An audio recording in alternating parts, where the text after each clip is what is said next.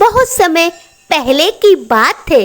बिलासपुर गांव में हरि सिंह नाम का एक जाट रहता था।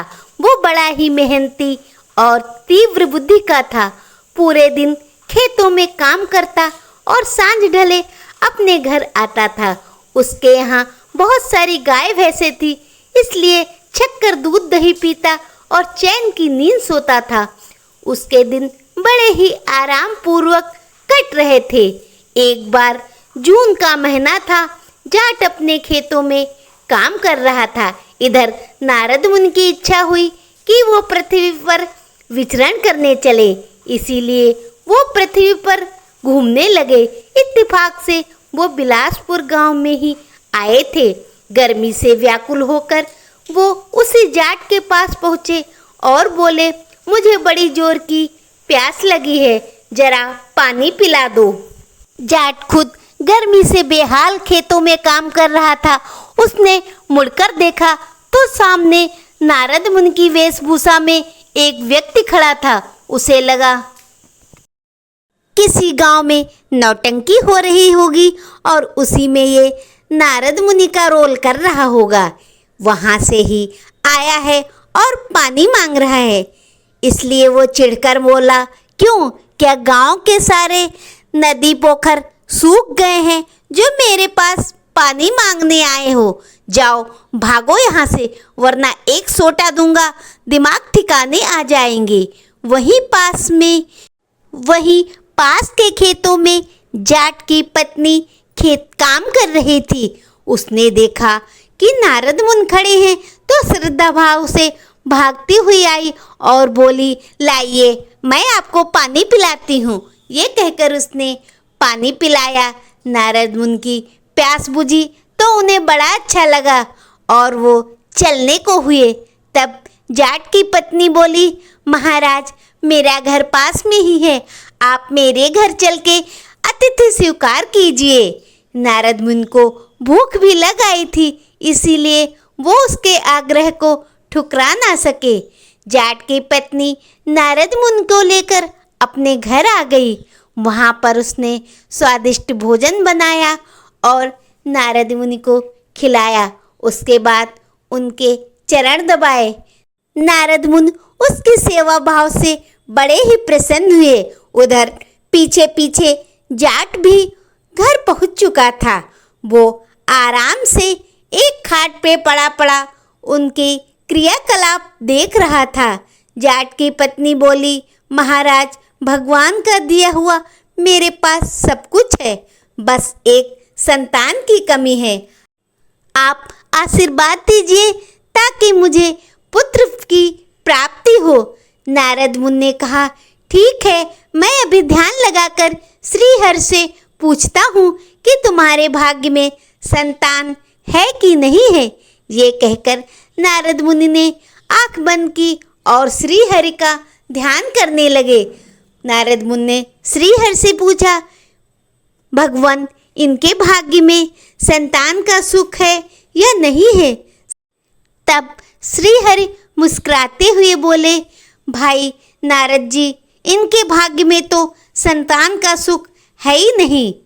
नारद मुनि ने आँख खोली, देखा जाट की पत्नी बड़े ही आशा से उनको निहार रही थी। नारद मुनि उसका दिल दुखाना तो नहीं चाहते थे, मगर जब उसके भाग्य में संतान थी ही नहीं तो वो भी क्या करते।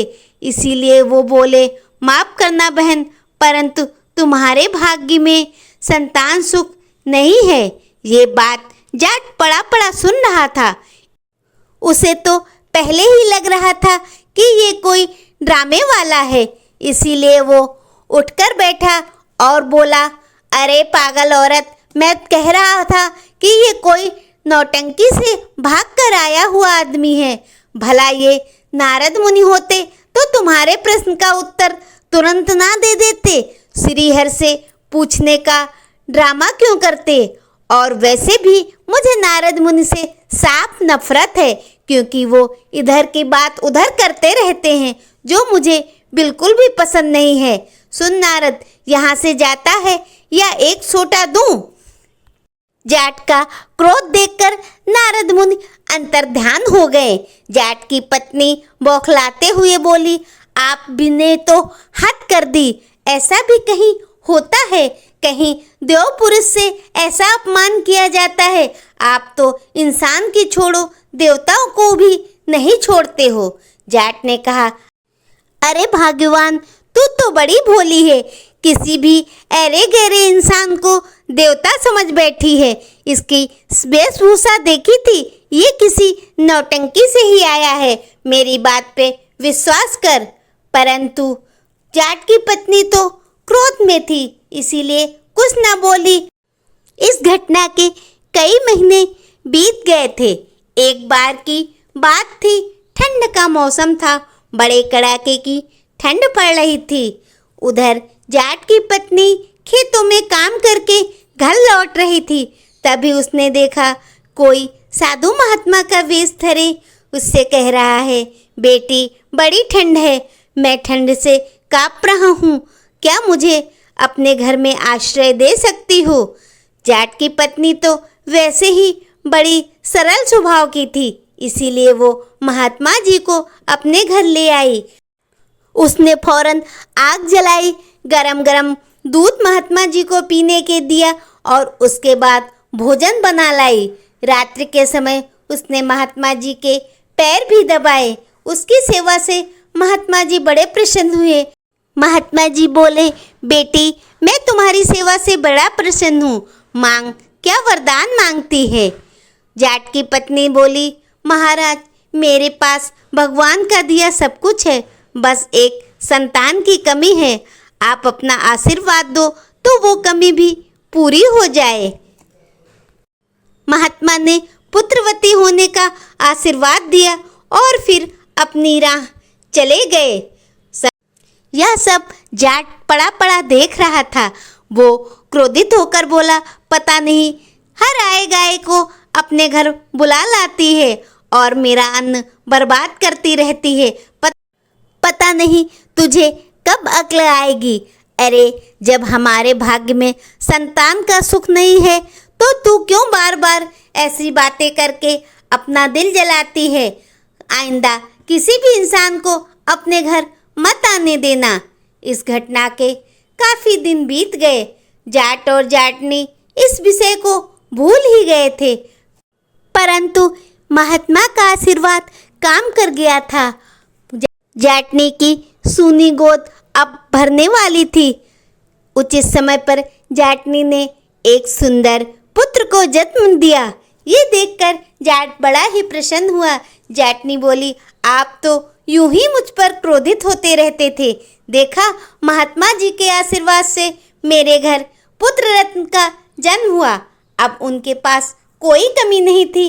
वो दोनों सुखपूर्वक अपनी घर गृहस्थी में व्यस्त थे। इस बात के कई वर्ष बीत गए थे। एक दिन नारद मुनि के मन में इच्छा हुई, क्यों ना पृथ्वी पे भ्रमण किया जाए, और वो विलासपुर गांव में ही आ पहुँचे। उनके मन में जिज्ञासा थी, देखिए मेरे उस भक्तिन के क्या हालचाल हैं। ये सोचकर वो उस जाटनी के घर के बाहर आए। उन्होंने देखा कि वहाँ पर एक सुंदर सा बालक खेल रहा है। बालक बड़ा ही सुंदर था। नारद मुनि उसके ओर सम्मोहित से देख रहे थे। तभी जाटनी किसी काम से घर के बाहर निकली। सामने नारद मुनि को देखकर प्रसन्न हो उठी और उन्हें आव भगत करने के लिए घर में बुला लिया। घर पहुंचकर नारद मुनि ने कहा, बहन ये बाहर ये किसका बालक खेल रहा है? बड़ा ही सुंदर है। जाटनी बोली, भगवान की कृपा से ये मेरा ही बालक है, परंतु महाराज आपने तो उस दिन कहा था कि मेरे भाग्य में संतान सुख नहीं है। परंतु आपके जाने के कुछ दिनों बाद एक महात्मा जी आए थे और उन्होंने मुझे पुत्रवती होने का आशीर्वाद दिया था। ये उसी की आशीर्वाद का फल है। आप कैसे देवता हैं जो आप मेरे भाग्य को ना पढ़ सके, जबकि एक साधारण से महात्मा ने मुझे पुत्रवती होने का आशीर्वाद दिया। उसी समय संयोग से जाट भी घर में घुसा था। उसने नारद मुनि को देखकर कहा, अरे भगवान, तो इस नौटंकी वाले को फिर से घर में घुसेड़ लिया। मैंने तो पहले ही कहा था इसे घर से भगाओ। ये कोई नारद वारद नहीं है, ये तो नौटंकी वाला आ गया। तो और यदि ये सच में नारद मुनि होते तब भी मुझे इनसे चिढ़ है, क्योंकि ये इधर की बात उधर करते रहते हैं और आग लगाते रहते हैं। तू यहाँ से जाएगा नौटंकीबाज, या मैं एक सोटा खींच के दूँ? ये कहकर जाट ने अपना सोटा उसकी ओर उछाला। नारद मुनि तुरंत अंतर्धान होकर श्रीहरि के पास जा पहुँचे। उन्होंने श्रीहरि से कहा, भगवान, आपने मेरे साथ बहुत बड़ा छल किया है। आज आपकी वजह से मेरा बड़ा अपमान हुआ है। आपने मुझसे झूठ क्यों कहा था? श्रीहरि बोले, क्या बात, मुझे विस्तार से बताइए। तब नारद मुनि ने श्रीहरि को सारा किस्सा कह सुनाया और बोले, आपने तो कहा था उनके भग्न में संतान सुख नहीं है, फिर ये कैसे संभव हुआ? श्रीहरि मुस्कुराए और बोले, मैंने तुमसे झूठ नहीं कहा था। उनके भाग्य में संतान सुख नहीं था, परंतु एक महात्मा ने उन्हें संतान का आशीर्वाद दे दिया। अब उनके दिए हुए आशीर्वाद का मैं खंडन कैसे कर सकता हूँ? अगर तुम्हें इस प्रश्न का उत्तर चाहिए है तो जाओ उस महात्मा से पूछो जा, जो इस समय कहीं तपस्या कर रहे हैं।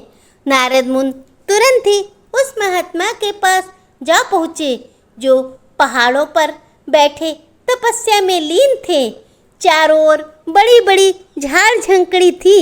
उनके शरीर पे भी बड़ी बड़ी घास वास उग आई थी, परंतु वो तपस्या में इतने लीन थे कि उन्हें जरा भी भान न था।